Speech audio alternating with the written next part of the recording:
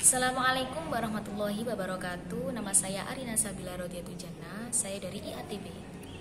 Di sini saya akan menjelaskan tentang pelajaran studi Quran. Di dalam studi Quran ini sebelum ujian tengah semester saya akan menjelaskan ada 6 materi yang akan saya jelaskan. Yang pertama, Al-Quran dan hadis qudsi. Al-Quran adalah mukjizat Islam yang kekal, yang selalu diperkuat oleh kemajuan ilmu pengetahuan.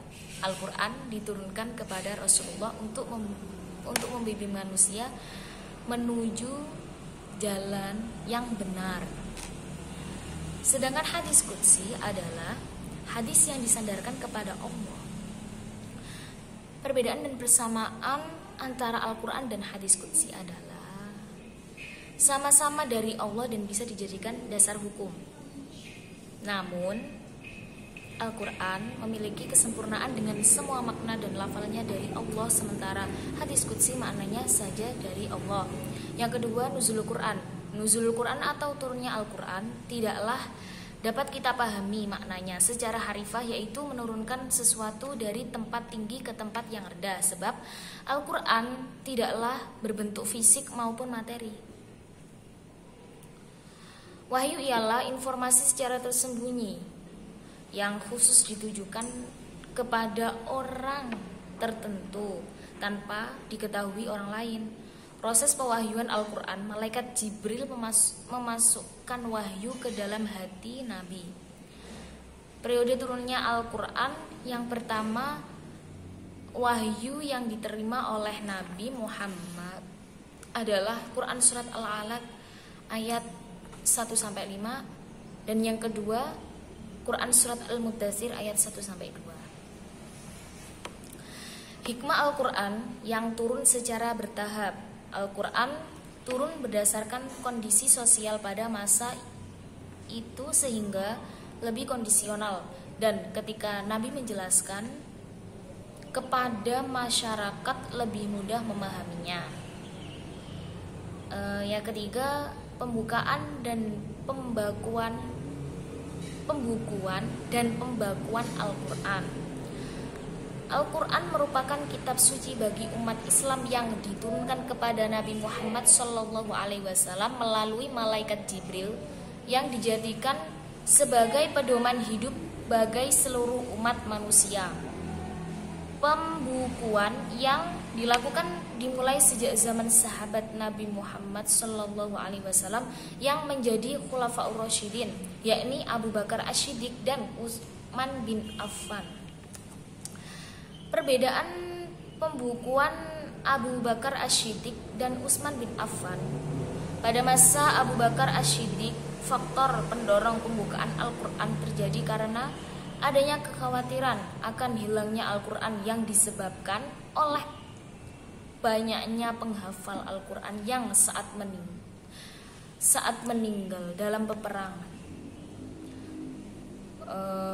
Pembukuan Al-Quran pada masa Abu Bakar Asy-Syiddiq dilakukan dengan pengumpulan catatan-catatan Al-Quran yang terpisah-pisah, yang ada pada kulit binatang, pelepah kurma, dan tulang belulang. Yang keempat, tentang i'jaz Al-Quran. Secara bahasa, i'jaz itu bermakna meringkas. Kata mukjizat berasal dari bahasa Arab a'jaza, yang berarti melemahkan atau menjadikan tidak mampu. Pelakunya melemahkan pihak lain amat menonjol sehingga dapat membungkam lawan. Ia dinamai mukjizat. Fungsi Al-Quran diantaranya sebagai syifa atau obat, sebagai hudan atau petunjuk, dan sebagai rahmat.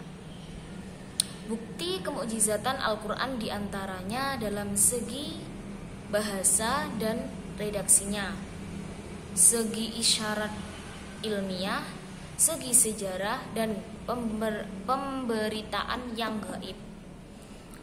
Lalu yang kelima, asbabun nuzul.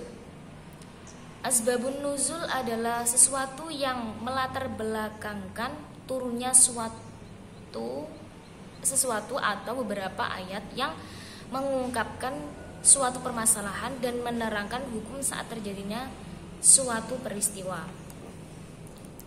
Sebab-sebab turunnya suatu ayat itu ada kalanya berbentuk pertanyaan. Asbabun nuzul sifatnya situasional, yakni situasi yang ada kalanya didahului pertanyaan yang diajukan oleh sahabat kepada Nabi Muhammad SAW untuk mengetahui syarak atau sesuatu yang berkaitan dengan agama. Ada kalanya juga situasi yang berupa gambaran peristiwa yang terkadang dalam ayat itu sendiri. Yang keenam, munasabah Al-Quran. Ilmu munasabah adalah studi tentang korelasi dalam suatu ayat atau antar ayat atau antar surat dalam Al-Quran. Cara mengetahui munasabah yaitu harus memperhatikan tujuan pembahasan suatu surat. Dan dalam dunia pendidikan, tahapan-tahapan ini merupakan rangkaian yang harus diperhatikan dengan baik agar maksud dan tujuan pembelajaran sesuai dengan harapan yang diinginkan. Macam-macam munasabah dalam Al-Quran yaitu munasabah antar surat dengan surat sebelumnya, munasabah antar nama surat dan tujuan turunnya, munasabah antar bagian suatu ayat, munasabah antar ayat dengan kelompok ayat di sampingnya, munasabah antar fasilah dan isi ayat, munasabah antar awal surat dengan akhir surat yang sama, munasabah antar penutup suatu surat dengan awal surat berikutnya. Dengan mempelajari munasabah akan dapat membantu seseorang dalam menafsirkan ayat Al-Quran secara lebih tepat dan akurat. Setelah diketahui hubungan suatu kalimat atau ayat dengan kalimat atau ayat yang lain sebagai satu kesatuan yang terintegrasi dengan sangat baik. Sekian dari saya, kurang lebihnya mohon maaf. Wassalamualaikum warahmatullahi wabarakatuh.